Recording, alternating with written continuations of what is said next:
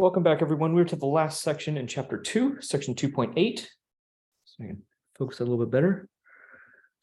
And we're going to talk about the derivative as a function. Up until now, we've been evaluating the derivative at a specific x value that we called a. And when we did that, again, I'm going to use the prime notation. We ended up that the first derivative, as h approaches 0, is going to look like this. A plus h minus f of a over h. Now, this is at a specific number a, so 5 or -10 or pi or whatever.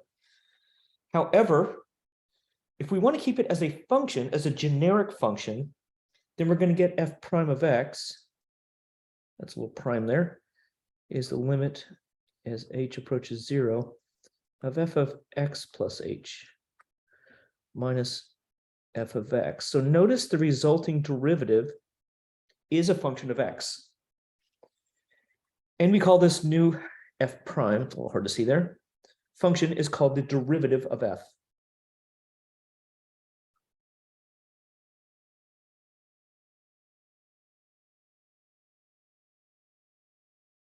And for example, and we know that this represents the slope of the tangent line, meaning the line that goes through and touches the graph exactly one time at a specific x value.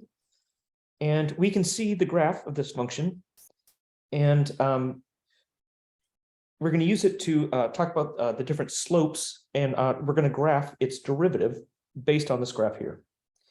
Now, I want to point out a couple of the key points here. The game changers are here. This is when m equals 0, and here, this is when m equals 0. And another one here, this is when m equals 0.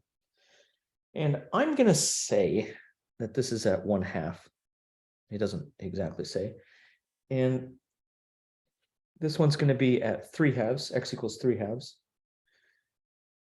Just eyeing it. And this one I'm going to say is at 1, 2, 3. So this is at 3. These are the x values that we're going to use. And y prime is going to look like this. And what I want us to do is to view, and I'm going to go over here.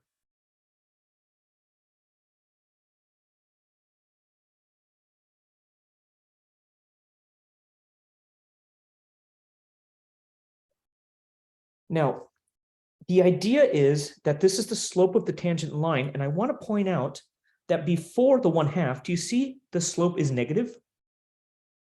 That means it's going to go below the x-axis. So again, we're just going to sketch it. So let me mark down our specific. Here's our 1/2. Here's our 3/2. And here's our 3, we'll say. So after 1/2, do you see the slope is positive? So that means that the graph is going to somehow be positive. It's going to start down here and it's going to go up and then come back down to here. And at 3/2, the slope then becomes negative until 3, which means it's going to be below the x-axis until we hit 3. Then at 3, it's at 0, the slope. And then after 3, the slope is positive. So it's going to be something like this. So this is y prime or f prime of x. All right, so let's find the derivative of a function. Here we go. And then we'll state the domain of f prime. So we're going to use our difference quotient, this one here. So here we go. So f prime of x is going to be the limit as h approaches 0 of the square root of x plus h minus the square root of x over h. Now again, this is problematic. Notice I'm dividing by 0 if I just dump the h in there. However, what I'm going to do is I'm going to rationalize the numerator.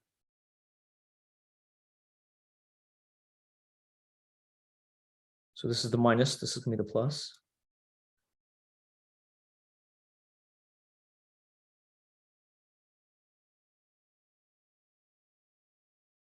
And up top, I end up with the difference of squares, which means the radicals go away. Minus root x squared is just x. And you'll note I have h times square root of x plus h plus root x. And you can see these x's subtract out. We end up with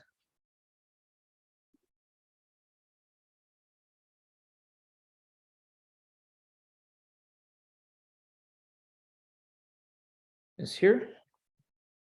And of course, the h's reduce out. You're left with the limit as h approaches 0 of 1 over the square root of x plus h plus root x. And when h is 0, do you see I have root x plus root x? There is the derivative of this. Now, I want to warn you, some of you have taken calculus before and you know a faster way of doing the derivative. If the teacher says find the derivative using the definition, you have to do it this way. You won't get, most likely won't get any points if you just jump to the answer. So consider that a warning. Now, they also want the domain of f prime.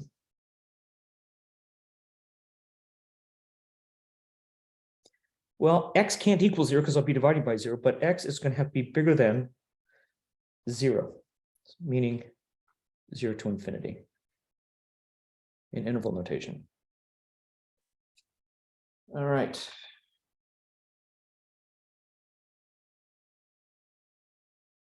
So we're going to find the derivative once again. And this is going to be f prime of x is going to be the limit as h approaches 0 of 1 over x plus h squared minus 1 over x squared over h. This one's very algebra heavy. So what's going to happen is I'm going to multiply the top and bottom by the common denominator.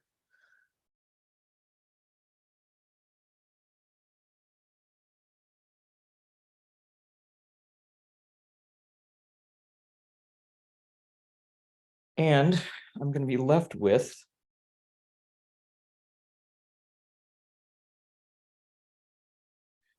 now that's going to reduce with there, so I'm just going to end up with x squared minus x squared is going to reduce there. I'm just going to be left with the x plus h squared over x squared h x plus h squared.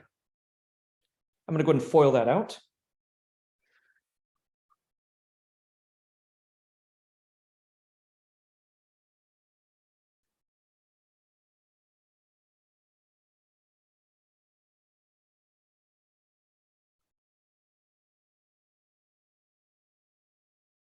Now, don't start trying to get creative on me and try to start slashing stuff out like that, because we're adding and subtracting between, it doesn't work that way. And you should know better. All right, and you can see right here, x squared minus x squared, gone. And we are left with negative 2xh minus h squared over x squared h x plus h squared. And up top, an h factors out, and I'm just going to factor it out. That's gone. It's not squared anymore, and that's gone. So we are left with negative 2x minus h over x squared times x plus h squared. And if we send h to 0, that's gone there. And that's just x squared times x squared is x to the 4th. Which reduces to negative 2 over x cubed. And the domain restriction, it doesn't ask for that, but if they wanted the domain restriction, x could be anything except 0. There's a couple of notations. You've already seen me use a few variations. F prime of x can can be written as y prime dy over dx. Let's see, d over dx, use it as an operator of f of x. And I've seen this, but I've never used it, a capital D with an f of x, or a d sub x with an f of x. These four notations are used often. These are common. This one I think you maybe used a little bit in third semester calculus. Is this function differentiable at x equals 0? Well, let's see.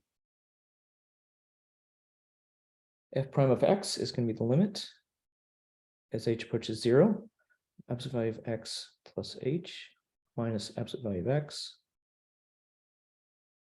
over h. And they want to know specifically when x equals 0. So this is at x equals 0. We are going to end up with the limit as h approaches 0 of absolute value of h over h. Now, once again, we have a problem with absolute value. If you recall the definition,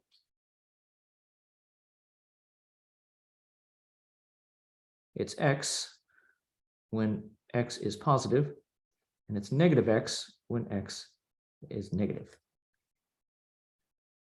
So if we do the limit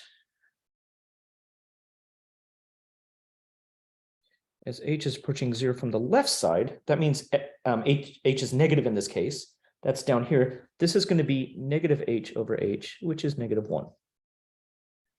However, the limit as h approaches 0 from the positive side, that's going to give the positive version of this, h over h, which is a positive 1.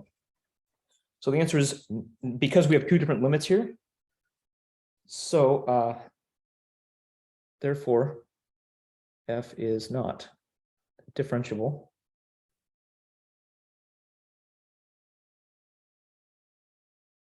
at x equals 0. And just a few things to take away from this, down here at the bottom. We have a theorem: if f is differentiable at a, then f is also continuous at a. If f is not continuous at a, then f is not differentiable at a. And f is not differentiable at a if f is not continuous. So here we have one where it's not continuous. If f has a corner at a, that's this here, kind of kinks up there. Or if f has a vertical tangent at a. So vertical tangent meaning a vertical line is the tangent at a, which means that the slope is undefined. So m in this case is undefined. And that is chapter 2.